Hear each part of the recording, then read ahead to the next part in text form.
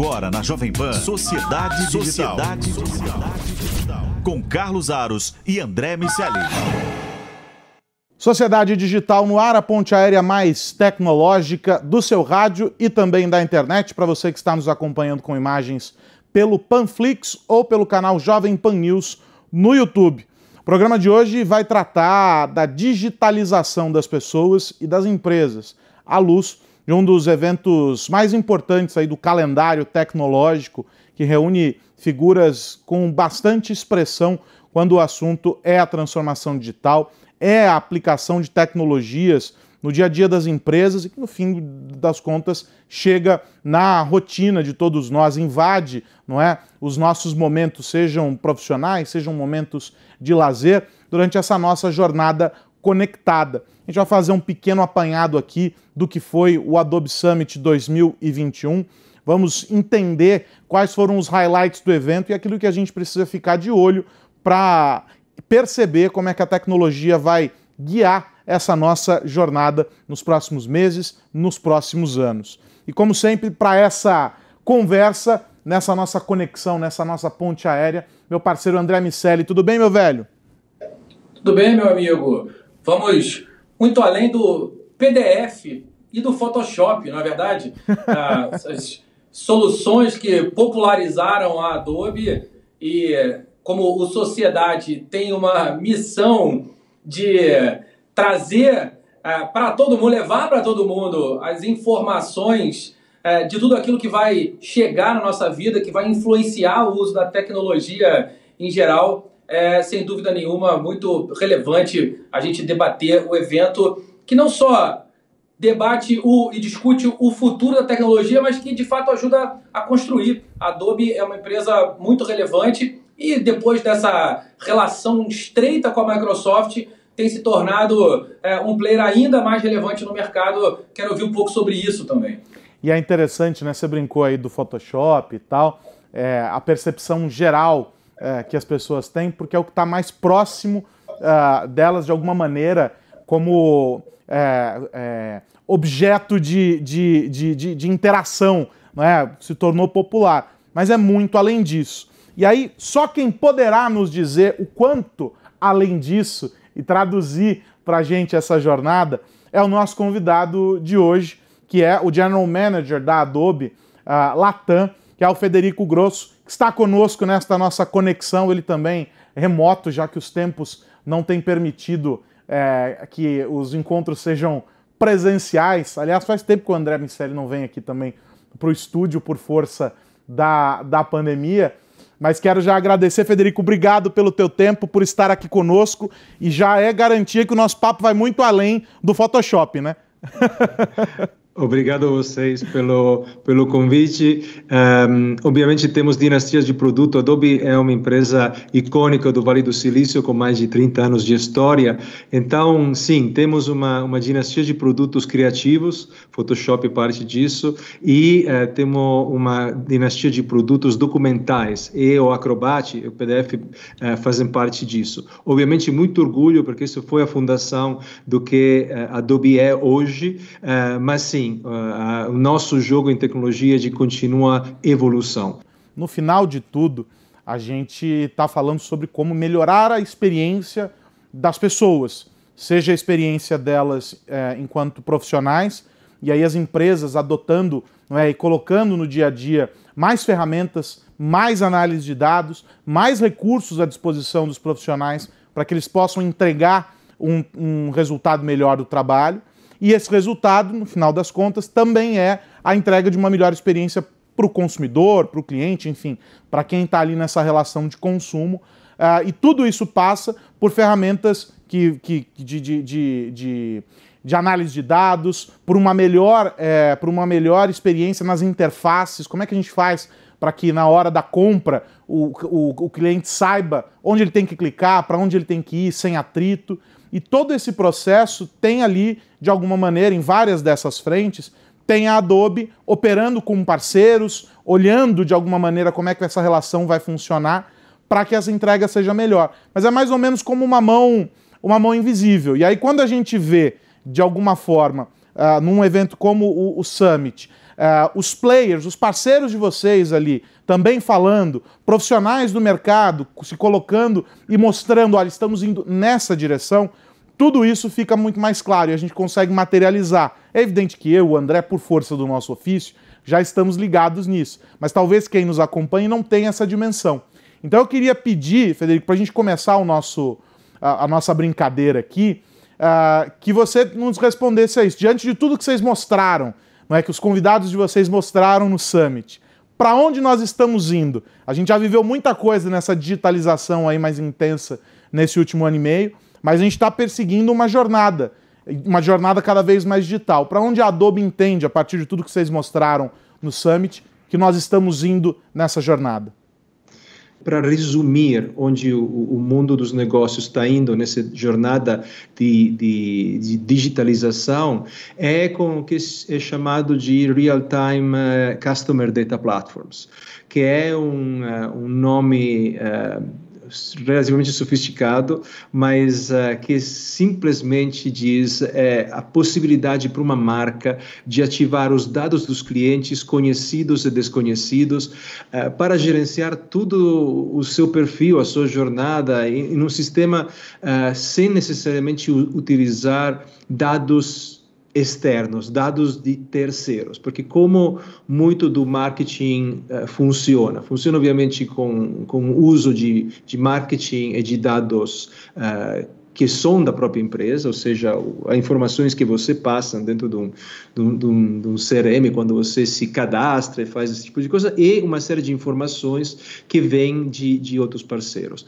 A tendência que a gente vê para agora, mas provavelmente nos próximos anos, basear muito mais decisões empresariais nas informações que a empresa já tem, e até fazer uma série de inferências na base do que você tem sobre quais são os tipos de cliente que você deveria abordar, quais são os clientes que mais têm propensão a gostar da tua marca, a se interessar pela tua proposta, pelo teu produto. Então, o que a gente lançou nesse Real-Time CDP, né, Customer Data Platform da Adobe, é um hub centralizado para as marcas, onde você reúne dados primários de web, de aplicativos, de mídia, provavelmente da navegação na internet de um cliente potencial, os e-mails, todas as interações que hoje estão disponíveis dentro da empresa, por serem informações proprietárias, são processadas e pela primeira vez conseguem se conjugar, conseguem se encontrar e dar uma visão única, né? A promessa de uma visão única do consumidor, assim que quando eu, você, André, entramos em contato com essa marca, independentemente do ponto de acesso, a gente é tratado como quem eu sou. Okay? Como o André é. E a experiência é diferente, porque eu e o André podemos ter perfis diferentes e necessidades diferentes em consumo, mas essa instantaneidade, esse real time que a gente está oferecendo, vai fazer em si que, principalmente, empresas tradicionais possam se modernizar e possam oferecer o mesmo tempo de imediatez que as empresas que já nasceram digitais podem oferecer. Então, a grande promessa é o meu banco tradicional ser tanto eficiente, tanto proativo e preditivo quanto um aplicativo de navegação de tráfego, por exemplo, ou um aplicativo de comunicações e de mensagem. Faz sentido? Total. Faz total sentido, Federico. E seguindo essa linha de digitalização, tanto das empresas tradicionais quanto a evolução dos nativos digitais, a gente viu que ao longo da pandemia o comércio eletrônico se tornou um recurso fundamental para a sobrevivência de muitas empresas.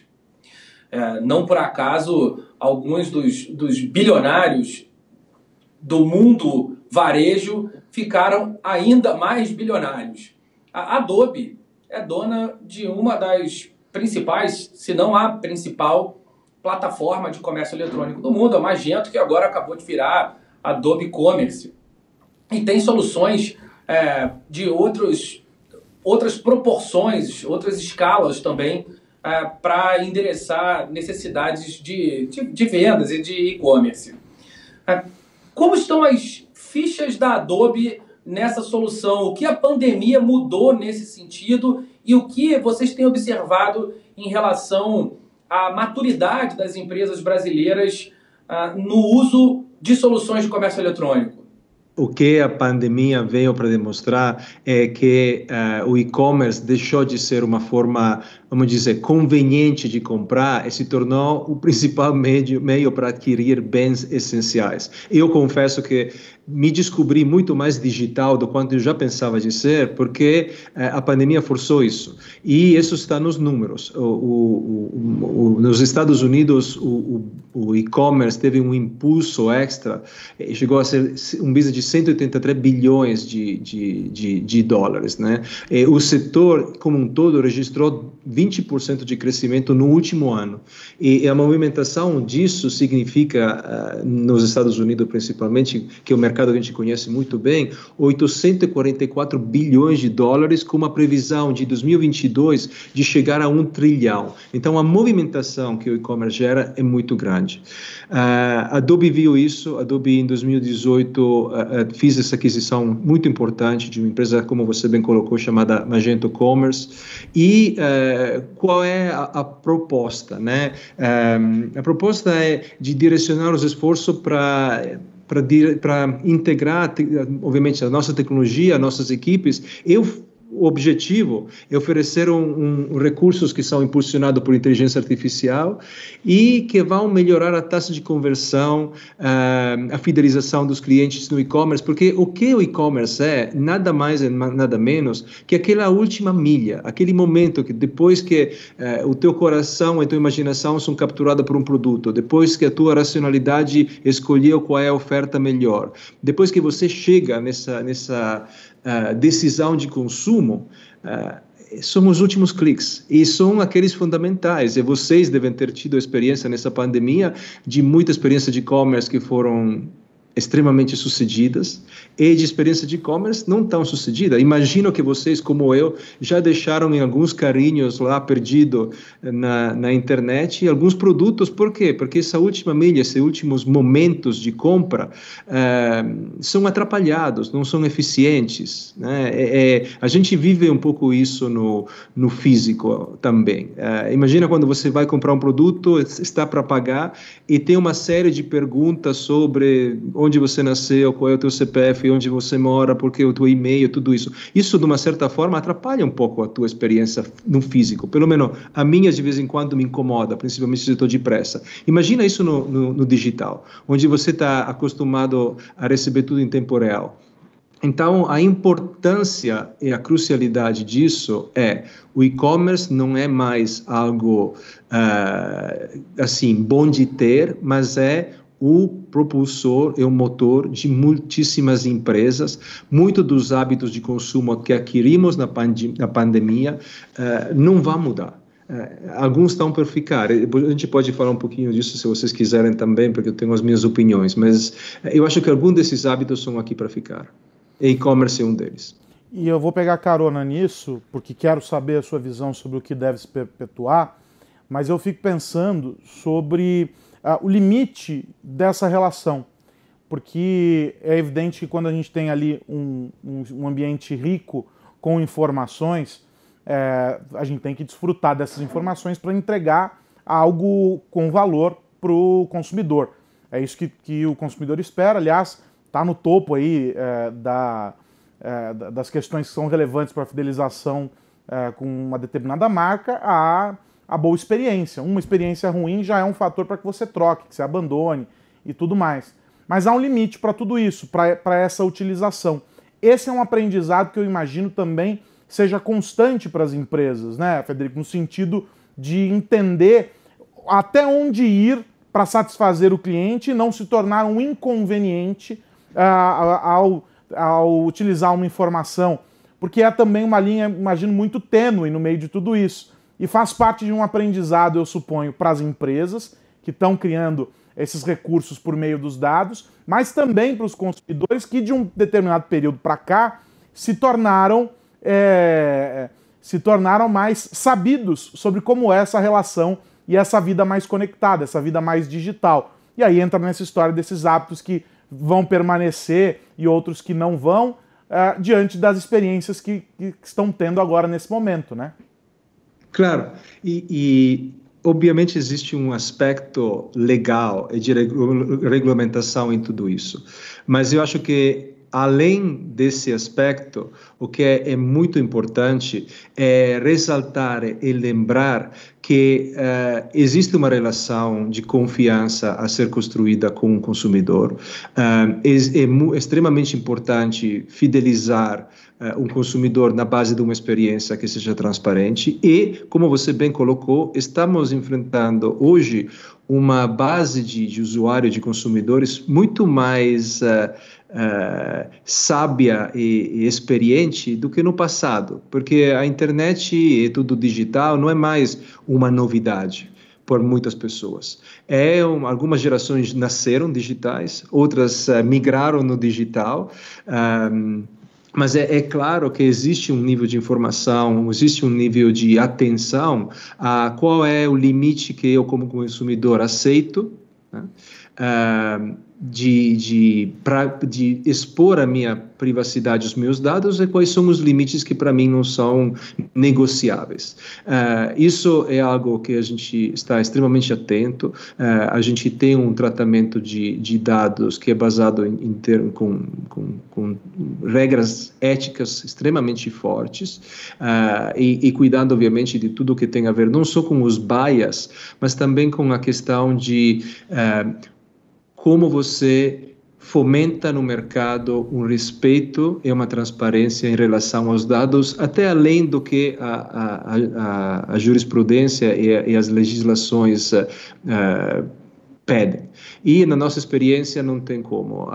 Se você quer criar fãs, não só consumidores, mas literalmente fãs, né? Pessoas que estão tão animadas com a tua marca, que são dispostas a evangelizar elas para outras pessoas, você precisa ter esse respeito. As empresas que não têm esse respeito, as empresas que tentam passar desse limite, são as empresas que vão ter menos sucesso no futuro, porque acho que vão perder uma vantagem competitiva muito grande, que é a confiança de longo prazo do consumidor. Tem uma questão que parece ter sido um desafio muito grande para a Adobe nos últimos anos e me traz curiosidade sobre o que vem pela frente, que é a grande modificação que vocês fizeram com a empresa rodando em relação ao modelo de negócio. Vocês transformaram a empresa quase que numa empresa de serviços, uma empresa baseada na nuvem, uma empresa que se modernizou muito rapidamente e conseguiu fazer isso ongoing. À medida que a empresa faturava os contratos antigos, lançava produtos novos, mudou também o modelo de negócio. Isso coincide e tem muito a ver com a visão do Shantanu Narayan, que é o CEO, e que, coincidentemente, é amigo do CEO da Microsoft e fez algo parecido na própria Microsoft. Como vocês têm, Federico, analisado a nuvem como parte da estratégia de vocês para o futuro? Duas coisas a ressaltar. A primeira é que essa mudança aconteceu num período de crise. Não era uma crise de saúde, não era uma pandemia, né? Mas em 2008, como muitos de nós provavelmente lembramos, houve uma crise financeira extremamente grande. E justamente no meio desse furacão, a Adobe decidiu mudar o seu rumo, decidiu apostar na nuvem. Isso fez toda a diferença. Foi a diferença o momento quando fizemos, que requereu muito coragem, e a estratégia de longo prazo que a empresa adotou. Obviamente, hoje, 12 anos depois, a gente pode dizer que foi de extremo sucesso. E, como você vê, outras empresas do mundo de tecnologia, você citou a Microsoft, que é um excelente exemplo dessa transformação embaixo da liderança do Satya Nadella, que não só é amigo do Shantanu, mas estudou na mesma escola na Índia. Tem uma curiosidade de saber que escola deve ser essa, né? Parece a escola de Harry Potter, que, pelo poder de criar essas pessoas tão geniais. Mas a diferença que hoje você vê entre empresas de tecnologias de sucesso e aquelas que estão ainda batalhando para manter a relevância, principalmente quando se fala das grandes empresas icônicas, é justamente isso, uma aposta e uma execução sobre uma estratégia de nuvem. Não é acaso que hoje, quando você olha o valor de mercado das empresas de capital aberto na disciplina de software específico, você encontra primeiro a Microsoft e, em segundo lugar, a Adobe. Então, isso é a nossa crença e a aposta na nuvem continua. Podemos até depois falar um pouco mais de quais são as vantagens, não só para as empresas, mas para os consumidores desse tipo de estratégias, mas eu diria, não tem dúvida na minha cabeça que nuvem e inteligência artificial vão continuar a ser as grandes tendências, os grandes trends que a gente vai ver nos próximos anos. E aí eu suponho que seja um aprendizado, ou uma lição, melhor dizendo, para as outras empresas, independentemente do segmento em que atuam e do tamanho dessas empresas, que essa capacidade de se adaptar e desenvolver novos modelos ao longo do tempo é fundamental e garantiu para vocês, por exemplo, uma segurança para atravessar o momento de crise global com a pandemia como líderes, não é? Como empresas que estão puxando e auxiliando outras nessa recuperação. Ou seja, é preciso observar que não há possibilidade para que os negócios não sejam digitais, não tenham na sua essência um aspecto digital muito forte. Estão fadados ao fracasso aqueles que negarem essas tendências, olharem isso com ressalvas? Ainda tem espaço para olhar com algum tipo de restrição à nuvem, inteligência artificial e por aí vai? A gente precisa e tem o dever de dizer, por ter feito essa transformação, que a tecnologia é só um pilar desse sucesso.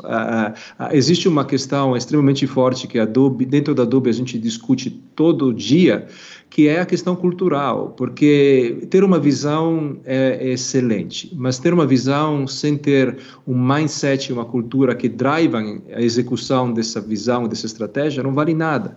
Então, como você organiza a tua força de trabalho, como você cuida das pessoas que trabalham na tua empresa é tão fundamental quanto a tua capacidade de inovar. E por sinal, eu diria que inovação em algumas áreas você pode até, entre aspas, copiar, ou seja, ver modelos que funcionaram em outras indústrias, em outros países e trazer para o teu jogo. Isso acontece todo dia nas empresas. Mas a questão cultural é algo que você precisa de verdade por uma atenção extrema, porque é onde o sucesso acontece, onde a mágica acontece.